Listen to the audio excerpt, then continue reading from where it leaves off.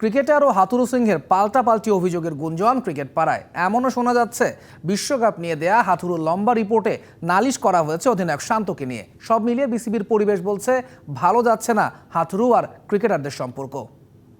যদি আপনি ক্যাপ্টেনের কথা বলেন, ওর সাথে কথা হচ্ছে ওইটা ঠিক উল্টাটা বলেছে।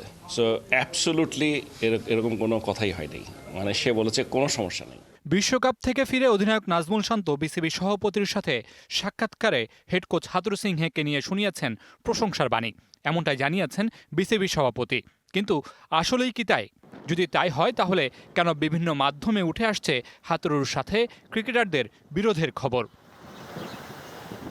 বিসিবি সভাপতির কাছে বিশ্বকাপ নিয়ে লম্বা রিপোর্ট দিয়েছেন চান্ডিকা হাথুরু সিংহে। গুঞ্জন আছে সেই রিপোর্টে অধিনায়ক নাজমুল শান্তকে নিয়ে অভিযোগ জানিয়েছেন হেড কোচ।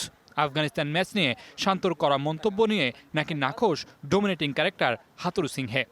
একটা বড় রিপোর্ট এসছে কোচের, ওটা এখন আমার দেখা হয়নি, এটা আমি আজকে দেখা শুরু করব।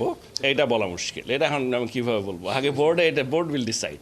আগে সবগুলো রিপোর্ট পেয়ে নিই, তারপর বোর্ড ডিসাইড করবে। হাথুরুকে নিয়ে ক্রিকেটারদের অভিযোগ নাকি ক্রিকেটারদের নিয়ে হাথুরুর অভিযোগ, সেটি প্রকাশ্যে না আসলেও হাথুরুকে নিয়ে বিভিন্ন মহল থেকে অসন্তোষের বার্তা একেবারেই স্পষ্ট। ঢালাইয়ে দৃঢ়তা, নির্মাণে নিশ্চয়তা। প্রিমিয়ার সিমেন্ট, ঢালাইয়ের রাজা। আগামী বছরের চ্যাম্পিয়ন্স ট্রফি পর্যন্ত হাথুরুর সাথে চুক্তি আছে বিসিবির, কিন্তু সে পর্যন্ত হাথুরুকে রাখা হবে কিনা সেটি নিয়েও চলছে বিসিবিতে আলোচনা।